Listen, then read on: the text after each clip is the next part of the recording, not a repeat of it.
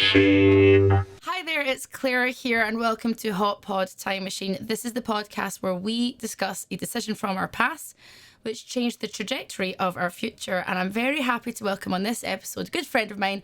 It's Tommy. Hello, how are you? Very good. I'm glad that you're on this one. I was quite. I knew that you would say yes really fast as well, which is another reason why I asked you, because you're efficient. You just kind of decide real fast. Although you've said often that you're quite unorganized, but you seem to get things done.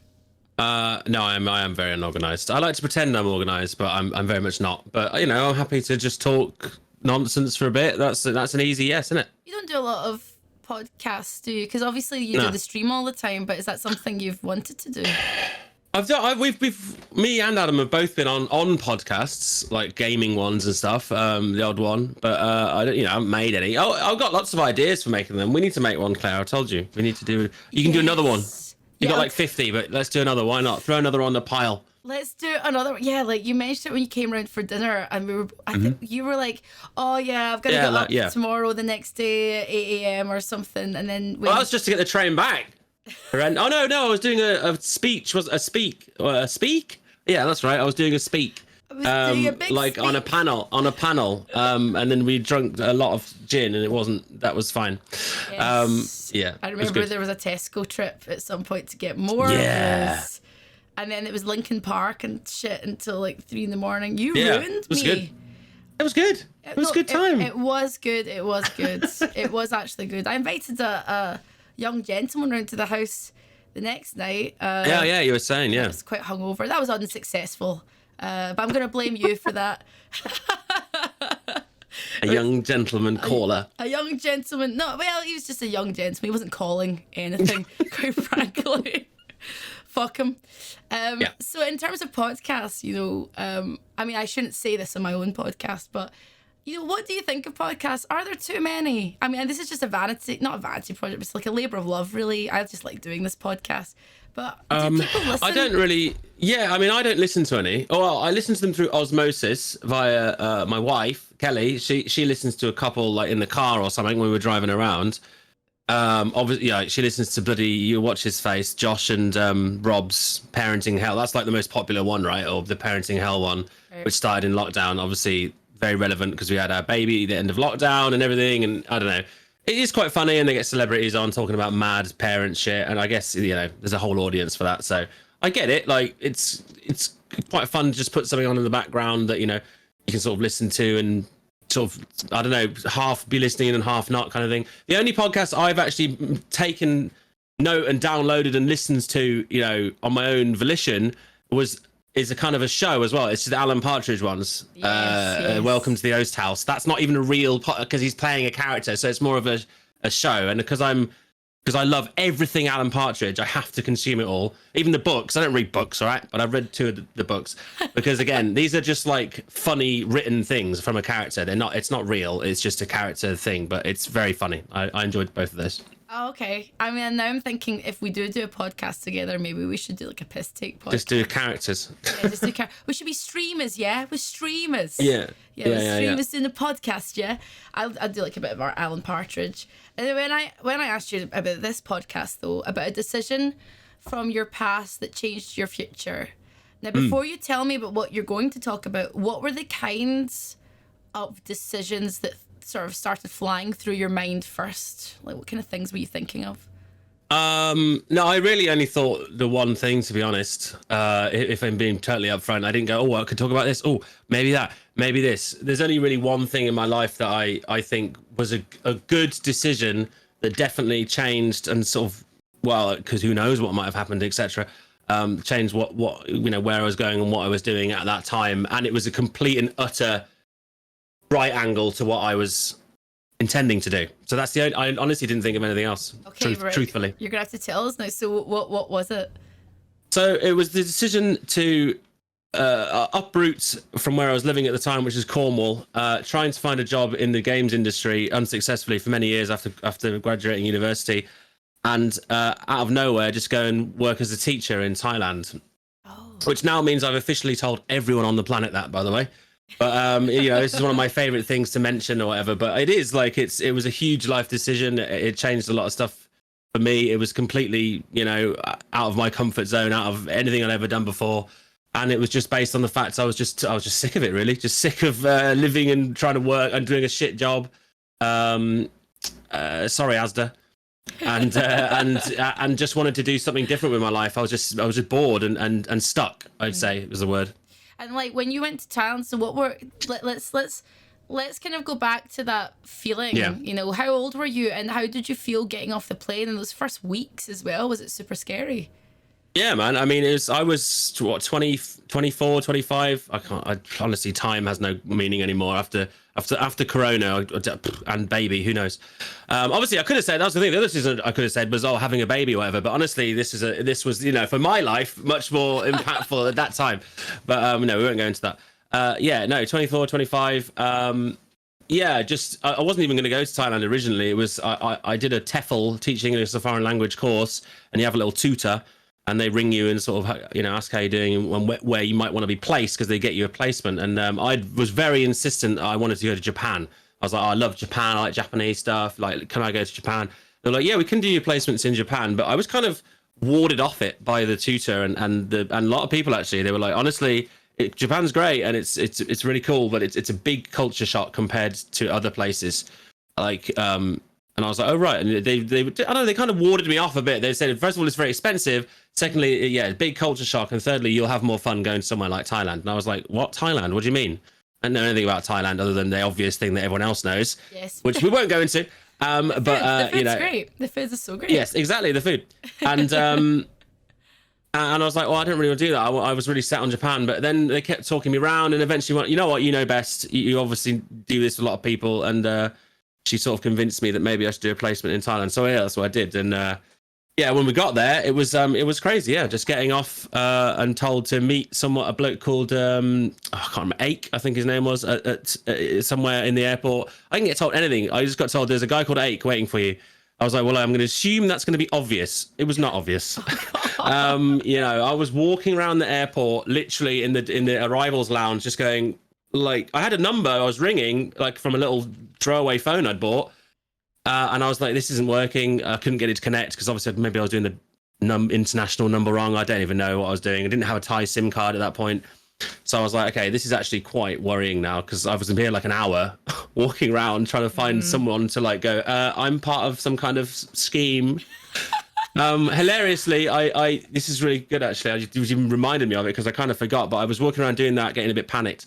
And I saw a girl over the other side of the arrivals lounge, and she looked exactly like me, not physically, but her facial expression and emotion looked the same. She was walking around with her phone going like, okay, like getting documents out going, oh God, like that. And so I just took a punt and I just went up to her and went, are you here with, I can't remember the exact name of the TEFL course, but it had a specific name. I went, are you here with this TEFL course? And she's like, yeah, I'm really worried. I don't know, I can't find it. I was like, yes, we're together. We're a team now. We can work this out together. Her name was Tara. She's from Ireland, she was a lovely girl. And eventually we figured it out, and Ake found us, and the adventure continued from there. What did you learn about yourself from? Let's start with not just being in Thailand. Let's start with teaching, because I used to teach, and I think teaching is actually it's a big learning curve for the teacher, not just the students. So what did you learn just from being a teacher first? I don't know how much I learned, to be honest. I learned actually that I enjoyed learned that I enjoyed doing that job. I didn't think it would be something that I'd actually like look to maybe even continue doing when I got home, which I did actually sort of entertain for a bit when I'd returned home. But I didn't learn all that much. I just learned I learned that I kind of like just being up in front of people and talking, I guess, which is kind of relevant to streaming as well afterwards, which obviously happened a lot later. And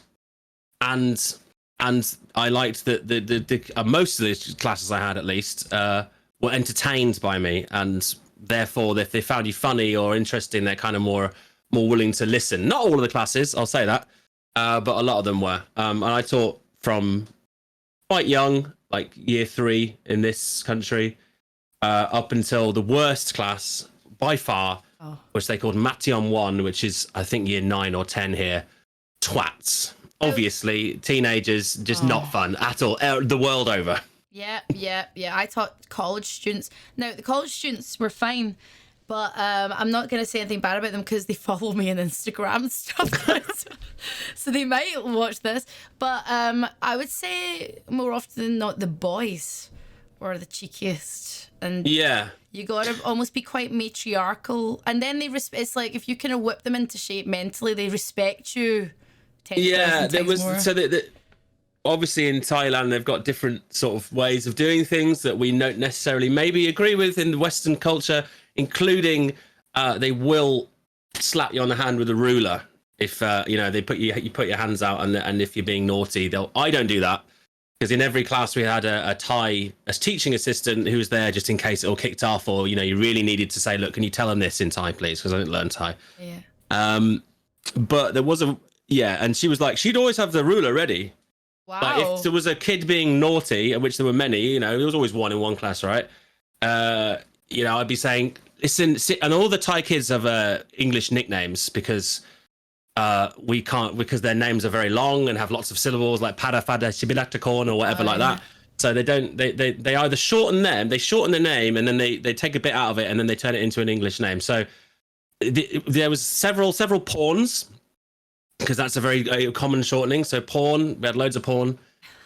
Football, obviously huge in Thailand, probably even bigger than it is here. Honestly, the Premier League is bigger than here. It is everywhere. You cannot move for Premier League stuff. And every time a Thai person comes, if you have them in a taxi or whatever, going, oh yeah, just here please. They go, oh, English. I go, yeah. Liverpool? No. Manu? I'm like, no, I don't like sorry, I'm not a football person, but they just assume you must love football because it's so big. Anyway, so there was lots of footballs. That's the kids called football, or Manus, tons of Manus. So they all these weird nicknames. Anyway, there was a kid called Football, or at least that was his nickname. And he was very naughty in one of my classes. He was always disruptive, trying to run around, rip people's like worksheets up, that kind of stuff. God. And I would always be like, football, sit down, which obviously is weird. But the Thai teaching assistant would like just look at me and go and just point at her ruler and just point at him like, you want me to smack him? And I was like, no, I can't do that. Like, no. I can't order us beat down on a kid. But then one day I was feeling shit. I was really hungover, which was a common theme across all my lessons, to be honest. And he was just being a right tosser, to be honest. And I just went, give him a smack, give him one, go on, give him one. Wow. And I regret it even now. I still think about it and feel bad, because he was like a 9 or 10 year old, I think, or something like that. Anyway, he put his hands out and she just gave him a little whack on the back of his hands, I think, with a ruler. And he just had a little single tear and he just sat there really sad for the rest of the lesson. And I kept going up to him and going, you're right, mate, you're right. And rubbing it, I felt so bad. And I was like, this is awful. This is why you don't do it, right? No. And that was the one and only time I was like, right, this kid, like, because she was, Thai teacher just couldn't wait. She was like, yes, let's go. Like, she was ready to smack him. And I was like, we can't be doing that. It's not right. She got like the ruler everywhere she goes, like in her front pocket in her shirt. Yeah, just loving it. Like I was like, nah, we don't do that. It's not good. It's not cool. Now you're a dad. Like, how do you discipline your little one when obviously you don't do that. It's impossible at the moment. But like, she's really She'll do young. what she fucking wants. Yeah, she's only 2 and a bit, so yeah, she's now into the phase where obviously she does do quite a lot of naughty things, but she does them because you react. So if you tell her not to do something, she's going to do it because she thinks, oh, you don't like me doing that, do you? Well, that gets some sort of reaction, so that's funny. And she's in that very toddlery phase where, yeah, she'll do things because she knows you'll go. Sometimes you laugh though. This is the problem. It's very hard not to laugh when she does something that is quite funny but bad or naughty. Yeah. And then I'll laugh and I'll be like, oh God, no. And she'll laugh as well. And I go, no, wait, sorry. That wasn't funny. You're not meant to do that. But then she's obviously, it's difficult, but yeah, she's only a wee bab. So obviously she gets away with everything at the moment. She's quite smacky and violent at the moment. She's very fun. She's very hitting, and bitey.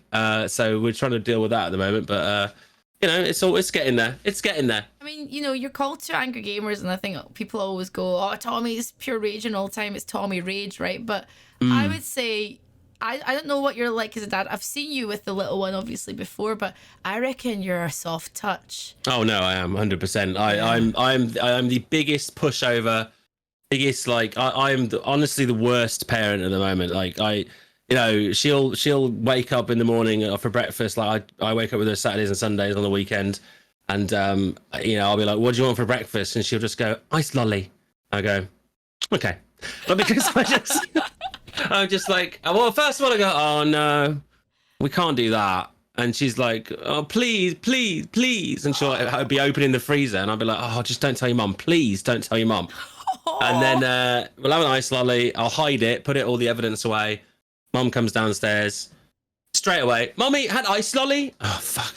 I was like, "I told you not. If we're going to do this, you can't grasp me up." Do you know what I mean? Like, oh, Tommy, you need to get more strict. How can we get you more strict? You're going to be a stricter dad. Why are you so soft? Why are you so soft? Is it just that you look into her little baby eyes? I just can't. I can't say no to it. She's just too cute and too. Sometimes she's not cute. She can be quite annoying at times. Obviously, that's toddlers can. But you know, she's generally. I can't. At the moment, at this stage, I find it very hard. I'm sure that will change as she gets older. We'll see. Now, going back see how difficult it gets. Going back to Thailand, you know, okay, being there, obviously, you said you came in hungover mostly. You know, what was it like going out in Thailand as someone from the UK? Was there like a big sort of expat community there, or did you try and like mix with the locals completely? Well, so when I got there, there was like a whole group of us from the same scheme, if you like, going to the same school. Yeah. There was like a group of 8 or 9 of us from all sorts of different areas of the UK. So we had a little group already to sort of. Sure, I understand. Oh, sorry, Siri's talking to me. Does that every day? Very annoying. Yeah, we had a group of us sort of, you know, ready to mingle and bond, if you like, from the off. And mostly it was good. There was like, you know, we all got on. Couple of people. There's always a couple of people who don't quite fit in the groups. There was an older chap. I can't remember his name. I think it was John. Older chap. He was a very, very odd man. You know, he was 20 years plus older than everyone else. He was in his 40s. We were all in our 20s. So there's a little bit of a gap there, but you know, you can get past that. It's all right. And he used to come out with the most bizarre things. He said this is the one thing. I'll just do one example. He used to say that he doesn't drink water because it's all dinosaur piss. What? How? So he said, and we all kind of laughed there. We're like, "John, that's so funny." He's like, and he was dead sitting on, deadly serious. "I won't drink water. It's dinosaur piss." I was like, "Sorry, I don't understand what the hell you're talking about." And he seems to think that obviously, you know, all water is derived from across, you know, history, distilled down piss or something like that. I was like, "Well, hang on, you need to drink, don't you?" And he goes, "Well, no." And he says he went into all this thing about how he does different drinks and stuff like that. But I was like, "Yeah, but they're all water based, aren't they?" Anyway, it was very odd. And he used to come out with all this kind of random shit. It was kind of slightly funny, but then he would be really serious about it. And you're like, okay, but yeah. So there was a group of us. Most of us worked out quite well. I became very good friends with a lad called Christian. Shout out to my lad Christian, who was a lad from Burnley, and he was well into his football. And probably the polar opposite of what I was like at the time, a complete ladsy lad, and you know, football. But he didn't have anyone to go watch the football with, that, you know. So I was like, well, I'll do it. And you know, we used to go down to Khao San Road, which is where you'll find all the mad backpackers and all the expats and all that kind of mad. There's a whole melting pot of people there. We used to go to Khao San Road a lot on a night out because it's a very popular night out place in Bangkok. But then after a while, when we just used to go down to our local bar, which is, we live right on the outskirts of Bangkok, right on the city limits, like literally on the very, very, very edge. And there's a couple of bars around there, one called Bank Bar. I don't know, I think because the building used to be a bank. Okay. And it was Bank Bar, and we used to go down there, and that became our little local. We made friends with lots of the Thai locals there, and you know, had a great time really. And yeah, sadly, we're there most nights, most school nights as well. So yeah, lots of hungover teaching going on. I want to go back to this weird John guy, right? Oh God. Because I know what you're like when, so like, you're absolutely lovely and fun and easy to hang out with. However, when you disagree with something, here we go. And when you're like, oh wait, that doesn't sound quite right, I know you kind of go for it and go, wait a minute, and then you kind of go in. Were you like that with John, or you? Yeah, I was. I'm like that with everyone. I can't help it. Like, and the problem is, I can't do it without looking like a wanker. I have just like, I don't know what's wrong with me. I can't disagree or have an argument without sounding like I'm 100% right and you should shut up. I don't actually mean it that way, but that's just how the intonation comes across, and it always has been. It's the same as like if I need to complain about something that actually rightfully needs complaining about, like say if you're at a restaurant and something's really bad or whatever, obviously I'm with my wife or whoever, and I'm like, oh, need to send this back or need to say about this. And then obviously Kelly would be mortified. No, please don't. Please, 100% not. I'm like, oh, well, I want to, but I don't want to be mean about it. But the way I say it, it always just comes across like I'm a complete twat. And I don't mean to, but it's just the way I say, I don't know. I don't know. But yeah, I did. I was very, yeah. And that became a common theme across a lot of times in Thailand where I would be like, I remember one time actually, again, another thing strikes out at me. An island, we used to go down to the islands a lot in Thailand. Lovely islands there. You can go on like a little weekend trip to Koh Samui. That's close enough to Bangkok. You go down the highway off the coast, Koh Samui weekend trip. Very small, 27 kilometers squared island. We used to go there a lot. And we went there, went to a beach bar, got food out. I wasn't really feeling like I was hungover. I was like, oh, they do like gravy and chips there, they said. And I was like, oh, that's cool. That's kind of like, that's a bit weird for a Thai place. So I did it, and it came, and it was chips, but it was like, honestly, like, it looked like it just had shit all over it. Like, it didn't look like gravy. It actually looked like thick turd. Thick. I mean, like thick strings of turd. And I was like, okay. So they put it in front of me, and I just went, what the fuck? And I didn't mean to be like so mean. And, the waitress puts it in, I went, what the fuck? And obviously everyone, all my sort of people I was working with there went, I can't believe you just said that to me. That's so rude. God, that's awful. I was like, oh, I'm sorry. Look, it looked fucked. I don't know what to say. And they were very like, oh, wow, I can't believe you like this. I'm like, oh, well, Do you ever just get the way it is, isn't it? that thing where, okay, so you spit it out, and then you say what you say, and are you one of those regretful people where you think about it a little bit afterwards and go, I do, 100%, I do. I think, oh, I shouldn't have said that, or maybe, but yeah, I say stuff without thinking a lot, and then I'm like, oh, I have got better at that though, just to be clear. This was like 15 years ago, so I have improved on this slightly. Okay, how have you improved slightly? Can you think? I just tried to have I just tried to think a bit more about, what you're saying and what, people's specific situations or specific things they might have going on that you don't know about. You might be like, well, maybe they were saying this mad shit because XYZ, so just let it go, kind of thing. Just let it go. Let it go. Yeah, that kind of thing. I find a lot of things don't matter, that's... I think I told you, I don't want to say what it was on the podcast, but I told you about something that happened recently to me. And of course, you being a lovely friend were angry for me. And you were like, God, that sucks. And you were like, you should, blah, blah, this and that. And I was like, nah, man, don't go low, go high, man. True. Go high. And you were like, no, I can't do that. And I was like, yeah. But... No, that is true. But something, yeah, I get it. Yeah. That was very angering. But you're more chill than that. So, congratulations. I mean, when I lose it, it's really, really bad. But it's one of those things where I don't consistently lose it. I'm quite sort of very level. My ex was more like high, low, low, high, and I was always really, really level. But when I lose it, it's so bad, and then people get scared. So I don't really want to. I look forward to seeing that. No, you don't want that. I don't want that for you. I really don't want that for you, because it's like pure darkness gets unleashed. I don't like it. It makes me feel terrible for days. I don't like it at all. I just like small. It sounds like you've got some sort of like weird, like negative superpower or something like this. You're hiding some kind of dark energy that you're trying to keep contained. Oh yeah, and it's really... like, yeah, this is something in this. It's not good. I try and like maintain chill at all times. I've been watching videos on YouTube about staying in a high vibration. What? Yeah, staying in a high vibration. Everything vibrates. Did you know that?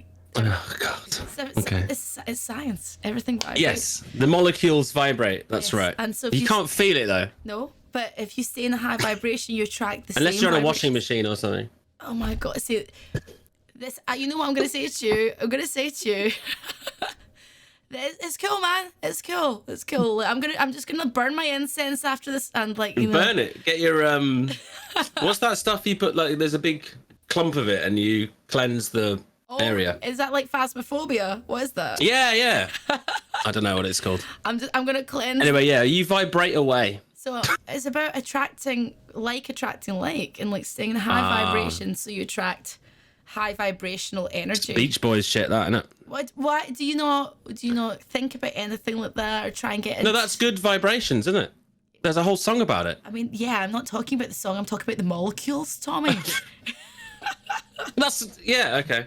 No, I get it. Surround yourself with good, positive energy, and then it reflects or something. Is it? I mean, I'm not good at this stuff. Okay.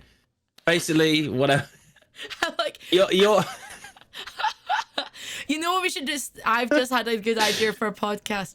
We should start a mental wellness podcast just about hippie stuff, and I just want to watch you try to explain things to people. So yeah, the vibrations are molecules. And I sat on a washing machine and I felt better. Yeah, you see this crystal, stick it up your ass, you'll feel better. No problem. Let's go. Do you know what? That might work for some people. It might actually, yeah. Like genuinely, no kink shaming. I mean, if that's if that's of course your thing, not. that's your thing. But if you never kind of like, what about astrology and tarot? Oh, I did your tarot. Oh God. Like yeah, you did. I like the art. Okay, but when I did your tarot, did you not? I think it was good. I thought the cards were good.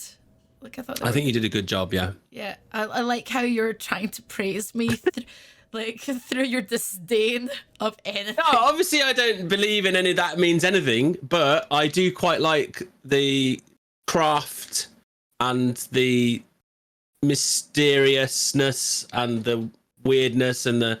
But I don't personally believe it affects anything you do or say. So you're well within control of your own life, guys.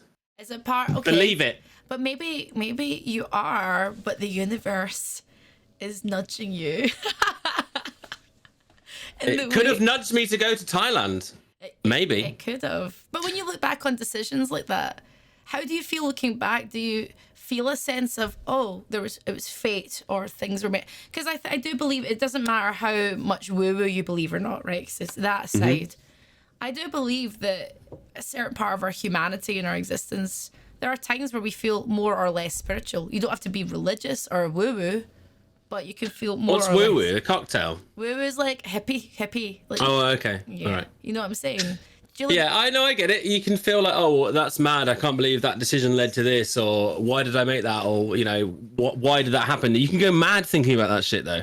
So I don't ever think why or what if, because unless we make an actual hot pod time machine, which I was thinking about actually before we came on this, I thought you could have a show where it's like I just got a coffee pod machine, right? And each pod's got a different year on it, and you put it in, and anyway, that's something else. Unless you have one of them, you can't change decisions anyway. So you can think about them and muse upon what if, but I don't find it all that useful, to be honest. However, the decision to uproot and do something completely different in my life wasn't taken particularly lightly. But I now think it probably was one of the best things I've ever done personally for personal growth. See, I'm good at this stuff. Personal growth and finding out more about myself and what I am capable of and what I want to do, and maybe how I want to do stuff in the future. Like I said, realizing actually I quite like being up and being. I don't like saying being the center of attention, but I like just having attention on me and people even though it's just kids who are forced to do it at school. So I was like, well, that's quite cool. And my classes were a bit more like a show, I would say. So it was kind of training for streaming, I would say. And let's talk about your need for attention, Tommy. No, I know we're not talking. I thought this was meant to be a fun chat, not some kind of psychotherapy crystal session. Hey, it's fun for me. It's my podcast. It's mine. I'll tell you this. I never liked being in the center of attention at all, and I never even. And you know what I'm like. Actually, when we go out, I'm like, I hide myself or I stand in corners or at the side, and you always drag me through and go, everyone, this is Claire. Everyone, meet Claire now. And I love. Yeah, because they want to see you. They want to see the. No, they don't. I'm very unimpressive, and then I feel like I disappoint people because I'm like quite quiet in real life in the group situation. So is this something that have you always been like that? Like, what is it that you thrive on? Because I thrive on work. But I hate doing work stuff really. If I can just get by, that's enough. Although I do I like doing streaming now and generating my own work and all the mad stuff that we've been able to do is great. Yeah, that's work. I mean, that's fun. That's like it is work. It's fun work. Most people don't get to do fun work, so we have to appreciate that. To be fair. Yeah. Like we should thank the universe for that. we should definitely thank the universe. Yeah, we'll do that at the end in a private session post post call. We'll cleanse the area. I'll just cleanse. Yes. I'll cleanse my streaming setup. I'll just cleanse the area. But you like, I kind of like, I've always really envied or wanted to feel so comfortable being on a stage in front of people that it didn't matter anymore. I think now I'm better at it. I think I've oversold the fact that I like being in front of people, because you actually do stage stuff and go and do lots and lots of stage stuff, in fact, and presenting stuff in front of hundreds of thousands of people even, and with very, very famous people, and you seem to have no nerves whatsoever. I definitely couldn't do that. I just can't. I would just crumble apart like a wet cake. There'll be none of that. Which is why the streaming is the perfect scenario, because you don't actually have to see anyone, and you've just got text as the response. But yeah, I mean, we have done hosting and presenting work at stage shows and stuff. Not for a while now, it must be said. I do quite enjoy doing it. But I do find it incredibly, as everyone does, I'm sure, nerve wracking and you know, just yeah, it's not. I don't know. I feel like small groups fine, big is a bit much, and yeah, streaming is good because you can't see anyone. I know. Well, the last time I still get nervous sometimes, but like the last time I was truly nervous was in Chicago, and it was one of the biggest cons in Chicago, and it was a supernatural panel, and there's 1,500 people in the room. It seemed like more though. It was really packed, and they were like, it was very American, so the lights were up, and I started to look at everything, go, where am I? I'm in Chicago. This is fucking mad. And they went, please welcome your moderator. It's Claire Lim. And that kind of, and I was like shaking, like my legs were like this. And one of the guests just patted me in the back and went, you're all right, mate. It's cool. And I was like, yeah, cool. Don't touch me. I was like, but as soon as, don't touch me. Security! No, that's it. But as soon as I got up, it's fine, because I think when you stand on the stage, you're like, what are you going to do? Are you going to crumble or are you going to rise? You got to rise to it. So, and then I went, can I have a hell yeah? Everyone went, hell yeah. And I was like, oh, sorry, how very Stone Cold Steve Austin of me. And then everyone laughed. Hell yeah. And I was like, oh, okay, cool. This is okay. Everything's okay. But it is icebreaker. That's the one, isn't it? Yeah, just get up and like be Triple H or something, and like that. Just get the drink of water and just spit it out. Or like, I don't know, or get the beers or whatever with the Stone Cold. But I don't know, like I still get nervous. When's the last time you were genuinely, you felt the adrenaline of something? Oh, it could be a job, it could be stream, it could be anything. When did you last feel like nervous energy for work or anything? Like, you know, that exhilarated feeling of oh, I'm doing this. Or, oh my God, this is happening. I don't know, to be honest. I mean, the one time when that panel that we did when I was hungover because I went to yours the night before, that was actually quite nerve wracking because I was like, oh God, especially when we started, because it was a panel about working the games industry, working with lots of brands that aren't necessarily maybe to do with the games industry, and how can they get to the games industry. And I was the example of a streamer who has worked with brands that aren't necessarily gaming focused, maybe for an older generation. And what is it like?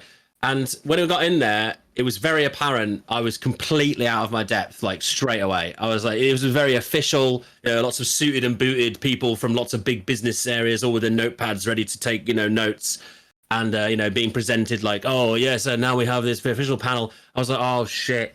I fuck this. I am the wrong person for this. But it's quite funny though, because obviously, like you said, I kind of just, that's kind of how I started. I just went, because they said they're now introducing, and they had a guy from ESL Face It, huge org, doing all sorts of stuff. A lady from the PR agency there as well, doing lots of stuff against, and then Tommy the streamer at the end. And I literally, as soon as he introduced me, I went, I just want to say right now, I'm completely out of my depth, and this was a massive mistake putting me on this stage. Thank you very much. And obviously, that got a laugh, and it kind of just worked a bit better and then afterwards when we did the panel, I was quite sweary and I was a bit hungover. I was like, yeah, fuck it out, I was very like myself. I wasn't playing like yes and being very official or being very like, I'm not very professional that way. I've come across, I found with streaming and everything else, it's just better just to be yourself, really. Obviously there's times where you can rein it in a bit, but I felt like, what, fuck it, this isn't one of those times, I can't be arsed. And I was very honest about what I do and what we do and how we work with brands and this and that and got a few laughs. It's not a stand-up show, but it was good that way. And people came up to me after and were like, oh, thanks for becoming it. It kind of made these a lot more interesting than they normally are. And I was like, because I get the feeling it kind of could be quite a boring thing, like going, oh, and this is why you should do this, this, and this, and this is what you should do. And I was like, nah.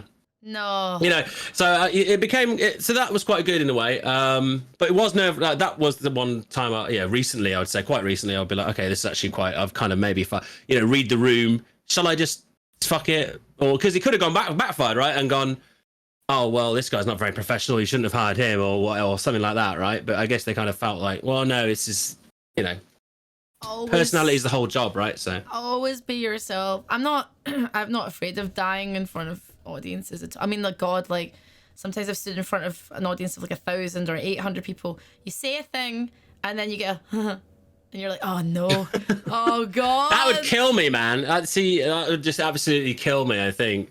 Or I'd have to just make like a massive joke about that afterwards, or I don't know. I'd also, interesting. Do you know what the secret is? Just do everything in America because they just like the accent. It's great. Go on there and go, hi. Woo, yeah. They're like, yeah. Like, from Scotland? Yeah. That works. Or go, is there anyone from Scotland in the room? And half the people will go, yeah. And I'm like, no, you're not. Yeah, my gran on my mother's side, twice removed, was. Like, you're American. It's okay. Like, it's okay to say you're American. So I reckon, Tommy, like, just do everything in America. They love you. Just get on there hungover and be like, what, mate? What, mate? I thought we could just start do the Midlands accent with Henry from Peaky Blinders. They must have seen that. Oh, yeah, the middle. Sorry, I'll let me try and do it. Sorry, are you going to try and do a Midlands accent? Yeah. Right, everyone just wait. Go on, let's hear it. All right, okay. Oh. Hello. I don't know about that. Oh, let me try again. I need a second chance. I need a second chance. All right, there, from Birmingham. That is horrendous. I'm so sorry. I don't know what this... Go to Scotland and have a wee dram. How about that? I'm from Birmingham. Oh, you sounded like that. Next time we go out drinking together, I challenge you for the first 10 minutes. You can do the Scottish accent. We'll just order like that. No problem. All right, you'll do a Scottish accent. Yeah. I love a two beers, please, mate. I love a and some food. What? What's that? Food. Fud. Fud. Oh, fud. Yeah, that's how Scottish people say food, isn't it? Fud is a very bad word in Scotland. Oh shit. Okay, maybe. Okay, we can. I don't know. Food. I was saying it with an accent. Food. I'm not saying any kind of dodgy thing. I'd like some chips and cheese, please. That was good. You gotta admit that was good, right? Okay. Tell me, chips and cheese, please. Anyway, what are we talking about? With the Thailand stuff, just because I want to kind of like bookend it a little bit because we've descended into nonsense. Yeah, this has gone. Which is good. I like it. Snaked around. Which I like. This is what these podcasts are about. They're about nonsense. But like you've had a little one. You've got your wee one. Your dad now. But like, is there anything that would really tempt you in future to do something not wild because you're a dad, obviously, but something that would be for you, that would be sort of life changing? It could be something to do with your kids or whatever. I don't know, to be honest. I'm not someone who thinks very far in the future at all. In fact, I've never have, which is, part and parcel as to why I went to Thailand in the first place. Like, there was no way I was thinking at all, even 2 months before that moment, oh, I know what I'll do. Yeah. Like, I hadn't even planned it. It was just, let's just do that. And that's kind of how I've operated my life for the entire duration thus far. Everyone always talks about, I saw on Twitter yesterday, what's your 5-year plan? That kind of thing. I just don't even have a fucking 5-day plan. Like, it's not, I'm not a planner.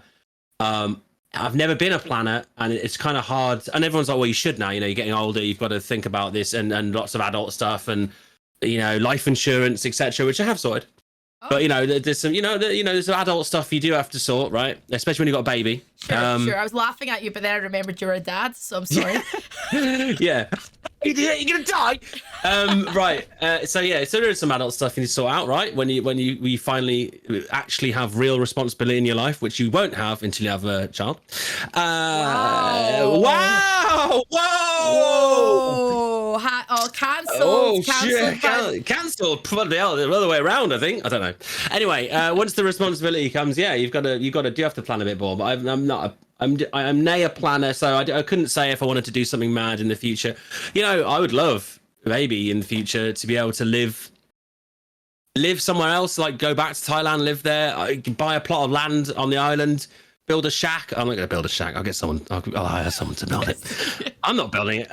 You know, have something cool to be able to go there like half the year or something. Or I just don't know how I knew that would work though. So it's just it's just one day at a time for me. That's my way. Just let the universe decide for you. Oh, the universe, that bloody universe is always there up there, isn't he? Going, I've got something in store for you, prick. I don't know. It's more like, it's the universe, mate. Like, yeah, exactly. Right, tomorrow you're going to be. That's it. I don't know. That's Brummie universe. The Brummie universe. I love it. Tommy, you've been amazing. I always like chit-chatting. It's been super fun. Guys watching on YouTube or on Spotify and things, all the links will be available for you to follow Tommy and Two Angry Gamers and everything on Twitch and maybe not Instagram. You want me to publish your Instagram? I do, but the Instagram's just personal stuff, and it's mostly just baby stuff at the moment. But you look, please, let's do it. Let's get some more Insta action. Okay, let's go. Let's get him some clout, you guys. Yeah. Let's get him some social clout. I don't post on it very often. When I do, it's good stuff. All right. Okay. Good stuff. So the drunk stories or top tier baby content, which everyone loves. I know everyone loves. The one thing I know about the world is everyone loves hearing about other people's kids. They love it. They really do. So yeah. I mean, God, they can't get enough, can they? Personally, I just love looking at strange babies on the internet. Wow, don't quote me in that. Do not quote me in that. Quote yourself. Tommy, thank you very much for being on Hot Pod Time Machine. It's been wonderful. Everybody, please listening along, please subscribe and do all the stuff. I have been Claire. This has been Tommy. This has been Hot Pod Time Machine, and we'll see you again soon. Bye. Bye.